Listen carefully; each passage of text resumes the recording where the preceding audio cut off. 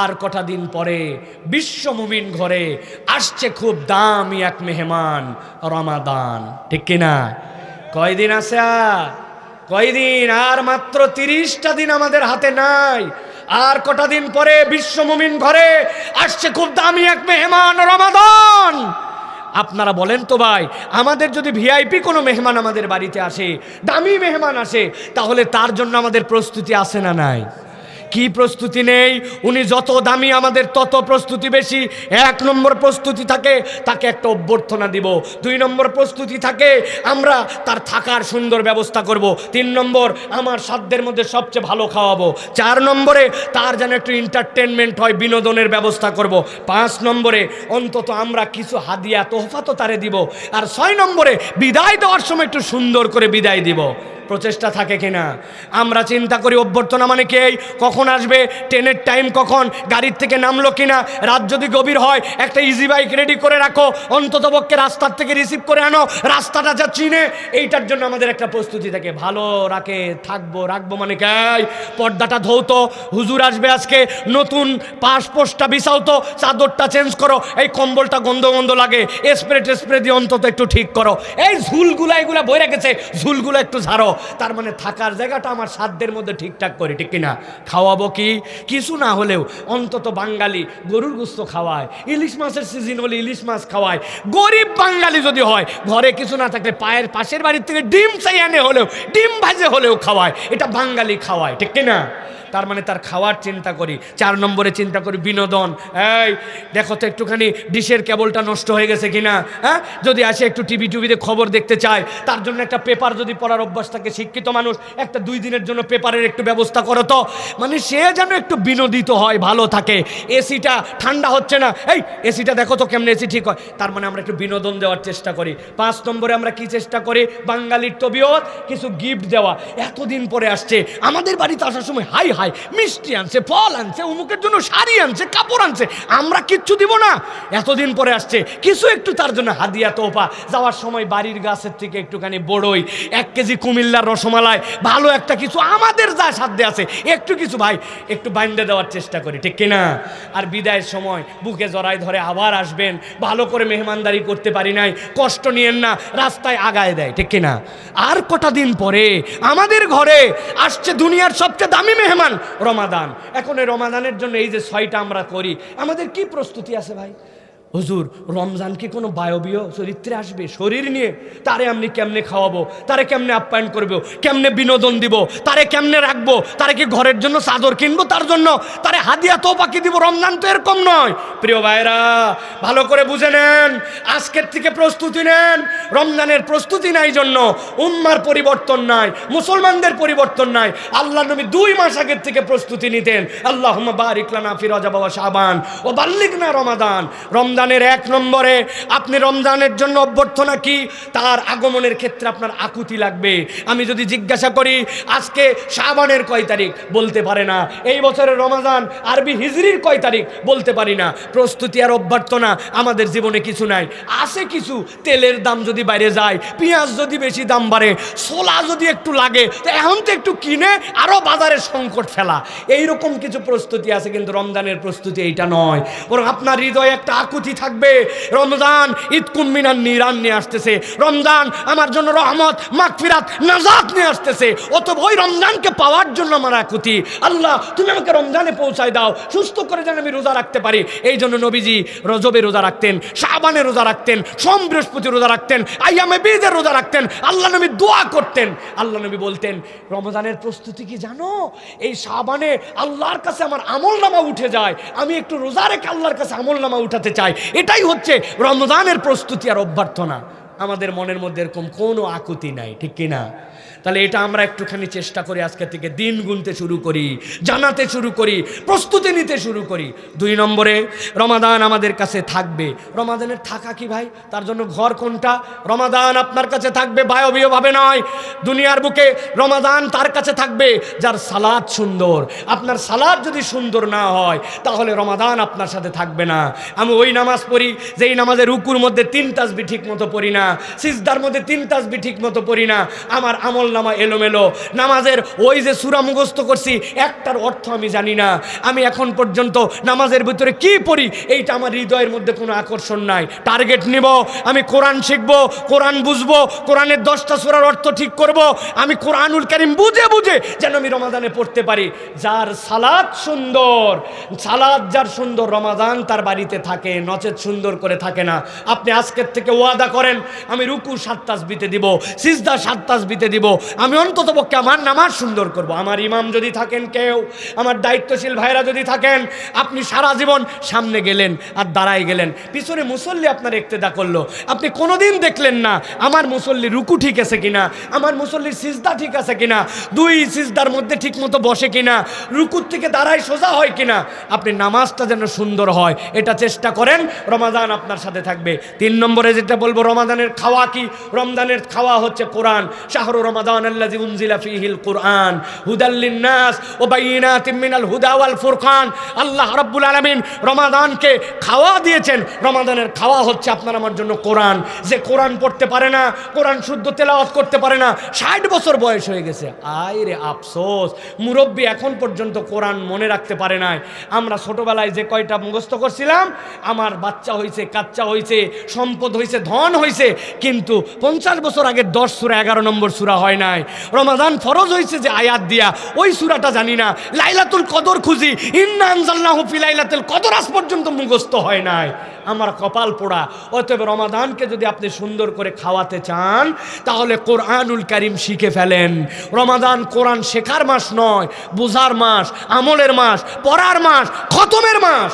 অতএব আপনার রমাদানকে যদি আপনি খাওয়াতে চান, কোরআনের প্রস্তুতি নেন, এখন থেকে প্ল্যান করেন কয় খতম দিবেন, কিভাবে দিবেন। 4 নম্বরে যেটা বিনোদন, রমাদানের বিনোদন কি?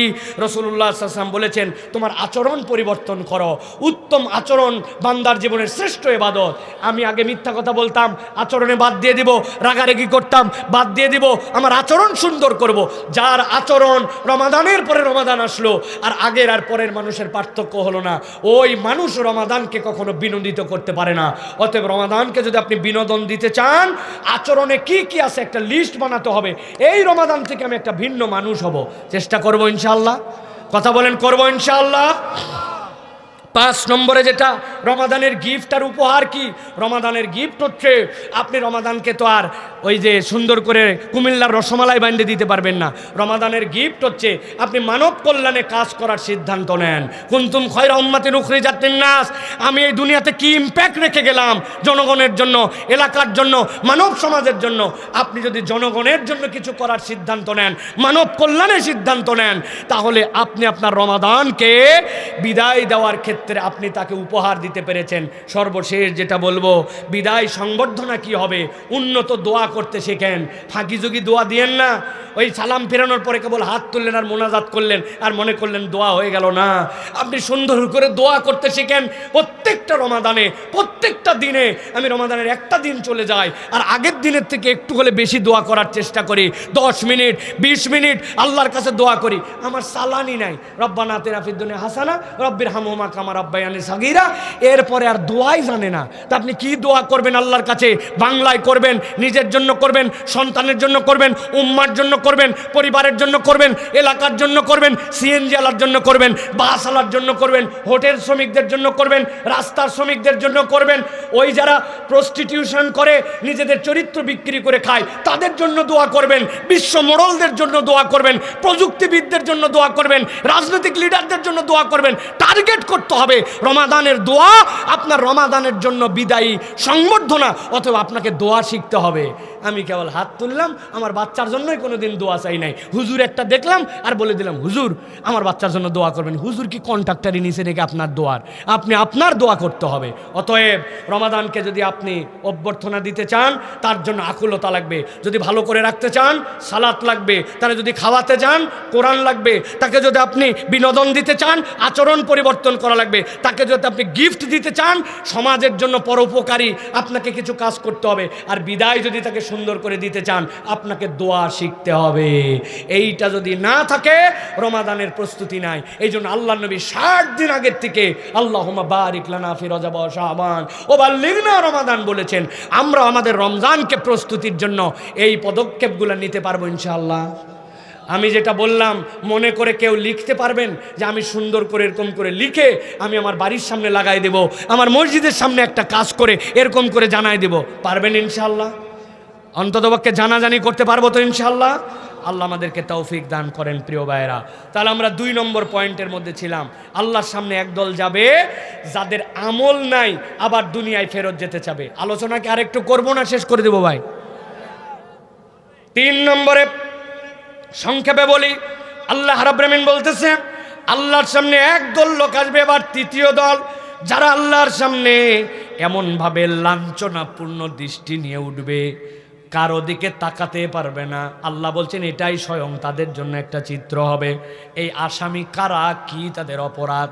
আল্লাহ বলছেন ওয়া তারাহুম ইউরাদুনা আলাইহা খাশিঈনা মিনাজ-যুল্লি ইয়ানজুরুনা মিন তরফিন খাফি। আল্লাহ বলছেন আমার সামনে একদল লোক উঠবে, উঠার পরে তারা পাশ দিয়ে তাকাবে, এমনভাবে লজ্জিত লাঞ্ছিত হয়ে উঠবে যেই মানুষগুলো ওই দিন আর কখনো আল্লাহর সামনে তাকাতেই পারবে না। আল্লাহ বলবেন মানুষ দেখে বুঝে ফেলবে এরা কোন আসামি। আল্লাহ কোরআনুল কারীমের মধ্যে বলছেন ওই মানুষগুলা তো তারা যাদের কাছে আল্লাহ রাব্বুল আলামিন নবীর মাধ্যম দিয়ে কোরআন পাঠিয়েছিলেন, আল্লাহর বিধান পাঠিয়েছিলেন, কিন্তু এই মানুষগুলা পাত্তা দেয়নি আল্লাহকে। আল্লাহ রাব্বুল আমিনের সামনে তারা হাজির হয়েছে, কিন্তু আল্লাহ বলছেন তাদের কাছে জিজ্ঞাসা করা হবে আজকে তোমাদের যেই পরিণতি, এই পরিণতি কি এমনি এমনি নাকি এর আগে তোমাদের সতর্কতা ছিল? আল্লাহ বলছেন আলাম ইয়াতিকুম রাসূলুম মিনকুম, তোমাদের কাছে কি পয়গম্বর আসছিল কিনা? ইয়াতলুনা আলাইকুম আয়াতি রাব্বিকুম, আল্লাহর বিধান তোমাদেরকে জানিয়েছিল কিনা? ওয়া ইউনযিরুনাকুম লিকা ইয়াউমিকুম হাযা, আজকের দিনে এই অবস্থা হবে, এই ভয়াবহতা তোমাদেরকে বোঝানো হয়েছিল কিনা? সবাই মিলে চিৎকার করে বলতে শুরু করবে ক্বালু বালা, আল্লাহ সবই হয়েছিল কিন্তু আমরা তোমার আয়াত ঠিকঠাক মতো মানি না। এই জন্য দুনিয়ার বুকে বহু পণ্ডিত আছে কোরআনকে নিজের বুঝ দিয়ে মানার চেষ্টা করে, ওই পণ্ডিতের মধ্যে যাওয়া যাবে না। আল্লাহ যা বলেছেন সামি'না ওয়া আতানা, শুনলাম আর মেনে নিলাম, এই দলের মধ্যে নিজেদেরকে রাখা লাগবে, ঠিক কি না? অনেক মানুষ আমাদের মধ্যে আছে পণ্ডিতি খাটায়, তারা বুঝাতে চায় নামাজ রোজা হজ যাকাতের ইসলাম ঠিক আছে, কিন্তু অর্থনীতির ইসলাম এই সমাজের জন্য পারফেক্ট নয়। তারা বলে পেনাল কোড আর এখন চলে না, চোর ডাকাতের বিচার আর চলে না, শরীয়ত দিয়ে বাংলাদেশ চলতে পারে না। ও নিজেকে মুসলমান দাবি করে, আবার দ্বীন ইসলামের কথাও বলে, আল্লাহ রসুলের কথাও বলে, কিন্তু শরীয়ত দিয়ে ইসলাম চলে, ইসলাম যে এটাও বলছে এটা বিশ্বাস করে না। এরকম 2 নম্বর মুসলমান আছে না নাই? আল্লাহ বলছেন খবরদার, এরা যদি যায় ওই দিন আল্লাহ রাব্বুল আলামিনের সামনে লজ্জিত হয়ে উঠবে। আমরা আল্লাহর সামনে লজ্জিত হয়ে উঠতে চাই না। 4 নম্বরে আল্লাহ বলতেছেন নবী বলে দেন একদল লোক দুনিয়ার বুকে দেখতে যেমনই হোক ওদের চেহারাগুলো অন্ধকার হয়ে যাবে। নাউজুবিল্লাহ বলেন। চেহারা অন্ধকার মানে বুঝেন ভাই, এই দুনিয়ায় অনেক কালো মানুষ আছে, অনেক সাদা মানুষ আছে, আছে না নাই? কিন্তু এরকম অনেক মানুষ আছে লোকটা কালো হলে হবে কি, ওই লোকটার চেহারার মধ্যে জান্নাতের নূর আছে, ঠিক নেই? হযরতে বেলাল রাদিয়াল্লাহু তাআলা আনহু সাদা মানুষ না কালো মানুষ? হযরতে লোকমান হাকিম সাদা মানুষ না কালো মানুষ? হযরতে মুসা আলাইহিস সালাম সাদা মানুষ না কালো মানুষ? এই মানুষগুলা ছিলেন যদিও দুনিয়ার চেহারায় চামড়ার দিক দিয়ে কালো, কিন্তু ইনাদের এমন আলো ছিল, কোরআনের যত আলোচনা মুসা আলাইহিস সালাম, ঈসা আলাইহিস সালাম, লোকমান আলাইহিস সালামের সমান এত আলোচনা অন্য কারো নাই, ঠিক কি না? নবীজি আল্লাহ রাব্বুল আলামিন জান্নাত দেখালেন, আসার পরে বললেন আমি যখন জান্নাতের ডেমনস্ট্রেশন দেখতেছিলাম, জান্নাতের ভিতরে পায়ের শব্দ শুনলাম, আমার শব্দ শুনে মনে হয়েছে বেলাল যখন হাঁটেন এরকম করে হাঁটেন। বেলালের কাছে এসে জিজ্ঞাসা করেছেন কি আমল তোমার? বলে ইয়া রাসূলুল্লাহ আপনি যা বলেন তার বাইরে তো কিছুই করি না। নবীজি বললেন না আমি তো তোমার খরমের শব্দ শুনেছি। নবীজির কাছে বলেন ইয়া রাসূলুল্লাহ আমার মনের আনন্দে যখনই ওযু করি তখনই আমি 2 রাকাত সালাত আদায় করি, হয়তো বা এটা আল্লাহ পছন্দ করেন। নবী বললেন হ্যাঁ এতই পছন্দ করেন। সাইয়েদিনা বেলাল হায়াতে দুনিয়ায় থাকতে জান্নাতে সে চলাফেরা করবে, আল্লাহর নবী তাকে শব্দ শুনাইছেন। আমি যে এইটা বোঝানোর জন্য বললাম কিয়ামতের দিন ওঠা তারপরে চেহারা অন্ধকারের মতো কালো হবে, মানে কি আপনি যেরকম অন্ধকার দেখতে পান ওই অন্ধকারের মধ্যে কিন্তু আপনি ওইটা ধরতে পারেন না, কিন্তু আল্লাহ বলছেন ওই অন্ধকারটা তখন তার চেহারার মধ্যে আসবে, সে এমনভাবে ওই জায়গাতে নিষ্পেষিত হয়ে যাবে যে রব্বুল আলামিন ওই চেহারার অবকাঠামো দেখে ওই মামলার আসামিদের পরিচয় মানুষের কাছে তুলে দিবেন। আল্লাহ কোরআনে বলছেন কান্নামা উগশিয়াত উজুহুম কিতাম মিনাল লাইলি মুসলিমা। আল্লাহ বলছেন রাতের আধারকে কেটে যদি কারো মুখে সেট করে দেওয়া হয় এই মানুষের অন্ধকার চেহারা এরকম হয়ে যাবে। কেন কেন কেন? ওই মানুষটা তো হোয়াইট কালারের হতে পারে, ওই মানুষটার চামড়া তো দুনিয়ার বুকে অ্যাংলো বলতে পারে কেউ, কিন্তু ওই দিন অন্ধকার তার কেন হবে? মুহাদ্দিসিনে কেরাম মুফাসসিরিনে কেরাম বলতেছেন এইটা সবচেয়ে ভয়ঙ্কর, যেই মানুষেরা দুনিয়ার বুকে বুঝে না বুঝে শিরিক করে আসবে ওই মানুষদের বাঁচার উপায় থাকবে না। ওই মানুষ নিজে মুসলিম দাবি করে কিন্তু এমন কথা এমন কাজ করে ফেলছে ওই মানুষের ঈমান থেকে বের হয়ে গেছে, ওই মানুষ জানেই না।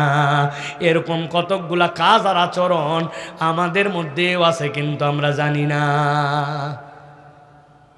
আপনি লেপ শুকাতে দিয়েছেন, আপনার বাড়ির ওই দিন একটুখানি মিলের মধ্যে দিয়ে আপনি ভাঙাবেন, হয়তোবা দেখা যাচ্ছে মরিচ, হয়তোবা আপনি ওই দিন একটুখানি শুকাতে দিছেন আপনার ধান চাল।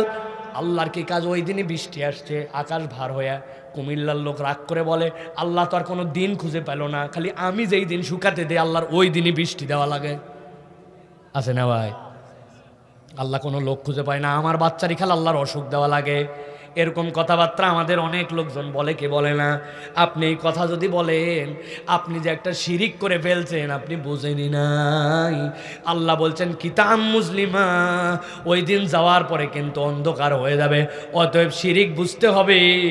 বাচ্চার অসুখ অমুক তমুক, অমুক পীরের কাছে দৌড় মারে তুমুক জায়গায় মাজারে চলে যায়, হাতের মধ্যে এতগুলা গলার মধ্যে এতগুলা ঝুলায় দেয়, এরকম লোক এলাকায় আছে না না? কত চেষ্টা করলে এখনো ভিসা হয় না, চলে যা শাহজালালের মাজারে চলে যা, এটা মান্যত দিয়ে দেখ কেমনে কারেন্টের মতো সৌদি আরবের ভিসা পাইয়া যায়। আছে না না ভাই? উনি আল্লাহর ওলি ছিলেন, এটা অস্বীকার করার কিছু নাই, কিন্তু সিলেট থেকে ভোটের কাজ শুরু করলেই ওই লোকে জিতে যাবে এটা শয়তান আপনাদের মধ্যে ঢুকায় দিছে। অতএব অনেক লোকজন আছে এই জন্য মনে করে যা হয় হোক, আল্লাহর ওলির ব্যাপারে আমাদের কোনো গাফলতি নাই, তার আল্লাহর প্রিয় পাত্র, কিন্তু ওই পীর মাজার, ওই ময়দান, ওই পুণ্যভূমি, সেখান থেকেই প্রচার শুরু করলে আপনার বিরাট উপকার হবে। ইসলামী শরীয়তে এরকম কোনো ভিত্তি নাই, ঠিক না? বরং মানুষের ঈমান বাঁচানোর জন্য এখান থেকে আপনাকে প্রয়োজনে দূরে থাকার চেষ্টা করতে হবে, ঠিক না? এর দ্বারা আবার বুঝাই না অলি বিদ্বেষী আউলিয়া বিদ্বেষী। আউলিয়া বিদ্বেষী আমরা নয়, আউলিয়ার সম্মান যেটা দিয়ে হয় সেইটা আমরা করি। ওই আউলিয়ারা তাওহীদ শিখাতে আসছেন, শিরিক মুক্ত করতে আসছেন, গৌর গোবিন্দর বিপক্ষে জিহাদ করে এই পুণ্যভূমিতে ইসলামের হক প্রচার করতে আসছেন, ঠিক না? এখন তার মাজার থেকে তার জায়গা থেকে যদি বেহক কাজ হয় ওটার বিপক্ষে বলা মানে আউলিয়ার বিরোধিতা করা নয়, বরং তার পক্ষে থাকা, ঠিক না? আপনাকে বোঝার চেষ্টা করতে হবে এই জন্য প্রিয় ভাইরা। তাছাড়া ওই দিন যাওয়ার পরে চেহারা অন্ধকার হয়ে যাবে, এটা 4 নম্বরে। 5 নম্বরে আল্লাহ বলছেন কিয়ামতের দিনে একদল লোক আর উঠতেই পারবে না, হাঁটু গেড়ে বসে যাবে, বসছে না বসছে, আর কোনোভাবে সে দাঁড়াতে পারবে না। এই মামলার আসামি কারা? আল্লাহ বলছেন নবী জানায় দেন ওয়াতারা কুল্লা উম্মাতিন জাসিয়া কুল্লু উম্মাতিন তুদআ ইলা কিতাবিহাল ইয়াউম তুজজাউনা মা কুনতুম তা'মালুন। আল্লাহ বলছেন আপনি দেখতে পাবেন একদল উম্মত হাঁটু গেড়ে বসে গেছে, ওদেরকে খেদালেও তারা উঠতে পারে না। কুল্লু উম্মাতিন তুদআ ইলা কিতাবিহাল ইয়াউম, ওই দিন তাদের কিতাব সহ তাদেরকে ডাক দেওয়া হবে, কিতাব নিয়ে আসো, কি কাজ করে আসছো সেইটা তোমাদের সামনে রেডি। তুজজাউনা মা কুনতুম তা'মালুন, দুনিয়ায় যা করছে সবগুলার যাজা তার সামনে চলে আসবে। আল্লাহ সাথে সাথে বলবেন হাযা কিতাবুনা ইয়ানতিকু আলাইকুম বিল হক بالحق إنا كنا نستنسخ ما كنتم تعملون অস্বীকার করার উপায় থাকবে না। এই কিতাবের মধ্যে সব কিছু আল্লাহ বলতেছেন লিখে লিখে সংরক্ষণ করা হয়েছে। তুমি দুনিয়ায় যা করেছো সবগুলা তার সামনে হাজির। আল্লাহ বলছেন তারা আর উঠতে পারবে না, দাঁড়াতে পারবে না, তাদের আমল নামা তারা পেয়ে যাবে। কারা এ আসামি? দুনিয়ার বুকে আসামি তারা যারা চিন্তা করছিল দুনিয়ায় কিছু সময় আনন্দ ফুর্তি করতে হয়, কিছু সময় আল্লাহ মানলেও চলে, কিছু সময় না মানলেও চলে, খেয়াল খুশি মতো জীবন চালাইছিল। আল্লাহ বলছেন ওই দিন খেয়াল খুশির প্রত্যেকটা বর্ণনা আল্লাহর সামনে পেয়ে যাবে। অনেক তরুণ যুবক আছে, মাহফিলে বাস্তবায়নেও আছে, আবার কান দিয়ে গানও শোনে, মাহফিলের সাথেও জড়িত আছে, আবার এলাকার কোনো কনসার্ট হলে সেটাও মিস করে না। আসেনি ভাই? রমজানের মধ্যে রোজা রাখে, ঈদের দিন টেন্ট বানায়, বানানোর পরে ডেক বক্স নিয়ে যায়, যাওয়ার পরে সেখানে গান বাজনা করে লাফালাফি করে, আছে না নাই? অন্য সময় ভালো থাকে, কিন্তু ওই 2-3 দিন একটুখানি হালকা পানি খায়, আবার বিড়ির মধ্যে কি জানি কুচকুচ করে কাটে, ভরায় দিয়ে 2-1টা করে টান মারে, শরীরের মধ্যে জোশ আনে, এরকম কিছু কিছু জিনিস খায়, আছে না নাই? ও জানে স্পিড নামে, তারপরে বিভিন্ন ধরনের এনার্জি যেইগুলা আনডেডিকেটেড, যেইগুলা কোনো রকম বিএসটিআই অনুমোদিত নয়, ওর মধ্যে খারাপ কিছু মিশাই দেওয়া আছে, ওইটা যে হারাম জানে, জানার পরে ওইটা খায়। আল্লাহ বলতেছেন নিজের খেয়াল খুশির মতো চলে, আবার দুনিয়ার বুকে আল্লাহকেও মানে। আল্লাহ বলছেন ওই দিন যাওয়ার পরে দেখবে হাযা কিতাবুনা ইয়ানতিকু আলাইকুম বিল হক, তার সামনে হাজির হয়ে গেছে কিতাব।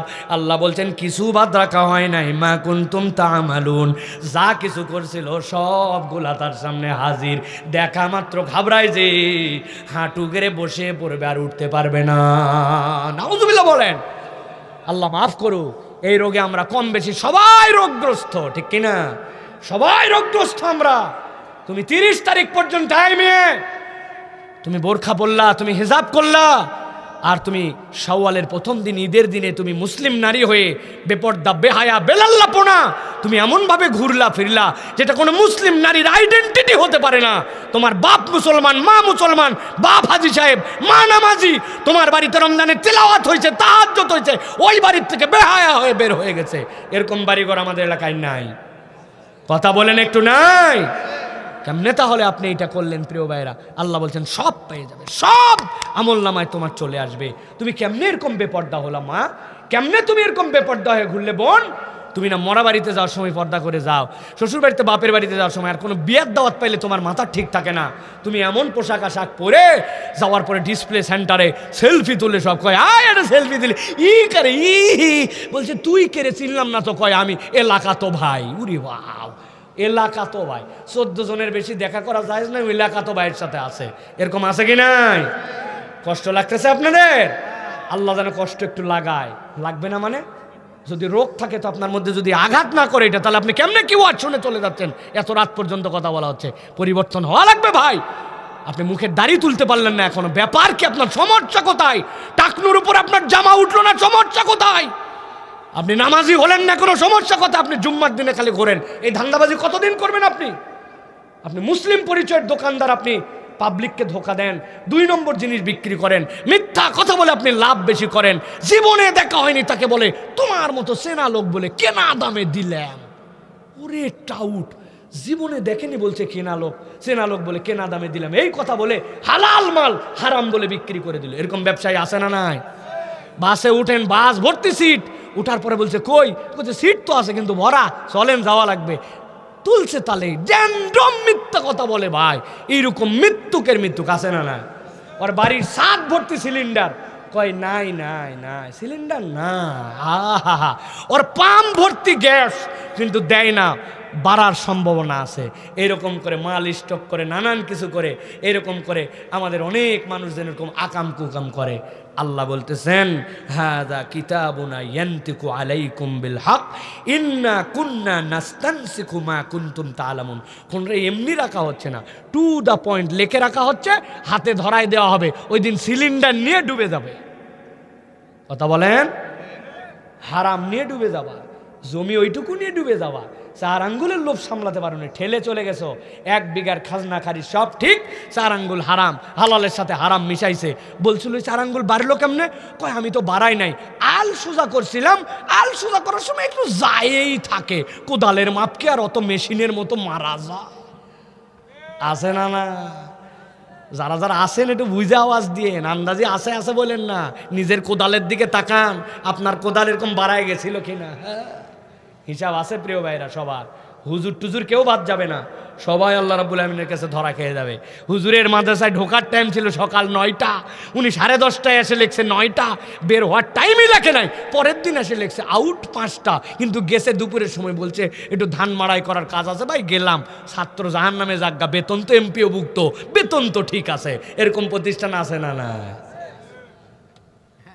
মাদ্রাসার ছাত্র সামনে খালি ঝোলে আর হুজুর খালি মোবাইল ঠেলে, এরকম হুজুর আছে না? নাই, বুঝেন, একটু হিসাব করেন প্রিয় ভাইরা। এই জন্য আল্লাহ রাব্বুল আলামিনের কাছে আমাদেরকে দাঁড়াতে হবে, নত জানু হয়ে, আল্লাহ যেন এই আসামিতে আমাদেরকে না ঢুকায়, বলেন আল্লাহুম্মা।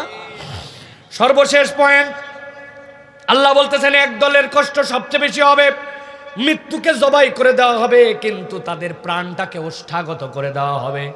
বের হয়ে গেলে বেঁচে যায়, ঢুকে গেলেও বেঁচে যায়, কিন্তু বাইরে হয় না, ঢুকেও না। আমার জীবনে এরকম একটা অভিজ্ঞতা আছে। আপনাদের এলাকায় ভাপা পিঠা আছে ভাই, কি বলেন আপনারা? আমাদের এলাকায় বলে ধুপি পিঠা, ভাপা পিঠা, চেনেন তো ভাই?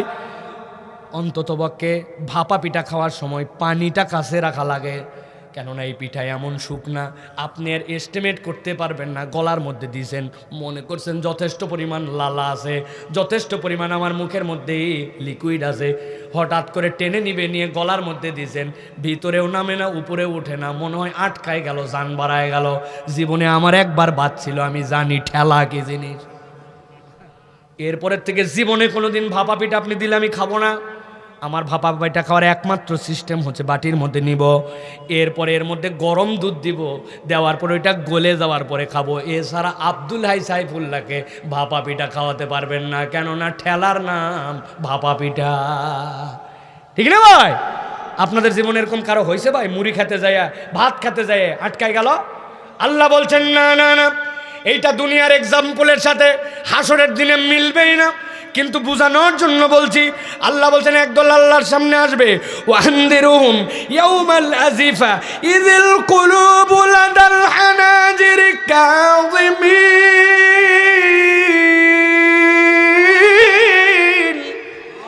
আল্লাহ বলতেছেন আল্লাহর সামনে আপনি দেখবেন ওই মানুষগুলা কি ভয়ঙ্কর অবস্থায় গেছে, তাদের প্রাণগুলা ওষ্ঠাগত। আল্লাহ রে, যদি আমাদের আজকে মৃত্যু হয়ে যেত বড়ই খুশি হতাম। আই রব্বুল আমিন, আমাদের যদি ফায়সালা হয়ে যেত বেঁচে যেতাম। আল্লাহ বলছেন ফায়সালা করা হবে না, তাদের কষ্টটাই হবে এইটা, তাদের প্রাণকে ওষ্ঠাগত করে দেওয়া হবে। এর প্রথম কারণ হচ্ছে দুনিয়ার বুকে যারা আল্লাহর শাস্তির ভয় করত না, দুনিয়ায় চিন্তা করছে চল তো চল, আমার জীবন চলতেছে, পরেরটা পরে দেখা যাবে। আল্লাহ বলছেন আল্লাহর শাস্তি যারা ভয় করে না, আর জীবনে যারা অপরের দোষ প্রকাশ করে দিত, এই লোকগুলা আল্লাহর সামনে ধরা খেয়ে যাবে। নাউযুবিল্লাহ বলেন। আমাদের চলাফেরা দেখলে কি মনে হয় ভাই? আল্লাহর আযাবকে আমরা ভয় করি? আমরা জানি সব যে এই অপরাধে কি হবে, এইভাবে ধরা খেলে আল্লাহর সামনে কেমনে আমাকে উঠতে হবে, সব জানি আমরা। জানে না কে? কিন্তু ড্যাম কেয়ার, রাখ রে ভাই রাখ। দুনিয়ায় এরকম একটু লাগে, এরকম করে চলতে হয়। সবার মধ্যেই ভাব আসছে ভাই, হুজুর থেকে শুরু করে সবার মধ্যে আসছে। আমরা আল্লাহর কাছে এই জন্য পানা চাই যে আল্লাহ, আমরা তোমার শাস্তিকে ভয় করি আল্লাহ, ভুল করি আল্লাহ, কিন্তু তোমার শাস্তিকে যে ভয় করি না আল্লাহ, এরকম না। ওইটার প্রমাণ থাকতে হবে, সেখান থেকে আমি দূরে চলে আসি। আমি চেষ্টা করি, তওবা করি, ভুল করি 100 বার, কিন্তু আমি আল্লাহর কাছে হাজিরা দিচ্ছি, আল্লাহ এটা আমার ভুল, কিন্তু তোমার শাস্তিকে ভয় করি, তোমার শাস্তি সহ্য করতে পারবো না। কেমনে আপনি চিন্তা করেন ভাই? ওই কয়েল ধরানোর সময় অনেকক্ষণ এদিকে তাকায় আছি, কয়েল ধরে কিনা ধরে কিনা, খেয়ালই নাই, ম্যাচের কাঠি এই পর্যন্ত চলে আসছে, ওরে আল্লাহ, কানের মধ্যে হাত দেয়। ঠিক না ভাই? কাঠির আগুন সহ্য করতে পারি না। আমি কেমনে আল্লাহ রাব্বুল আলামিনের সামনে যে আল্লাহ তোমার আযাব সহ্য করবো? আল্লাহ আমার কি যোগ্যতা আছে, স্কিনের কি যোগ্যতা আছে? আল্লাহ, অতএব আল্লাহর আযাবকে ভয় করে যদি না চলি, ওই দিন যাওয়ার পরে প্রাণ ওষ্ঠাগত হয়ে যাবে, আর বাঁচার উপায় থাকবে না। আল্লাহ আমাদেরকে হেফাজত করুন, বলেন আল্লাহুম্মা আমিন। প্রিয় ভাইয়েরা, দীর্ঘ সময় আমার প্রিয় ভাইদের কাছে আমি আমার সাধ্যের মধ্যে যতটুকু বুঝাতে চেয়েছি। 6টা অপরাধকে এখানে টার্গেট করেছি। দুনিয়ায় আমল করি না, 2 নম্বরে আল্লাহরকে প্রতি পূর্ণ বিশ্বাস রাখি না, 3 নম্বর শিরিককে আমি না বুঝে শিরিক করে ফেলি, 4 নম্বরে জালেম আমার কেরিয়ার, আমি আল্লাহ রাব্বুল আলামিনের জন্য জুলুমের হিসাব করি না, 5 নম্বরে আল্লাহ রাব্বুল আলামিনের রসুলের বিধিবিধান আমার কাছে এসেছিল, আমি জানতাম কিন্তু তারপরে আমলে নেই নাই, আর শেষ বলেছি আল্লাহর আযাবকে আমি গুনার মধ্যে ধরি না, চিন্তা করি কবরের মতো হবে পরকাল, পর আমি আমার মতো করে আপাতত সব কাটায় দেই। এইটা যদি হয় তাহলে আমাদের জন্য ভয়ঙ্কর 6টা চিত্রের মুখোমুখি হতে হবে। আল্লাহ আমাদেরকে আগে জানাইছেন এবং আমাদেরকে বাঁচানোর জন্য চেষ্টা করেছেন। আল্লাহ যেন আমাদেরকে তৌফিক দান করেন।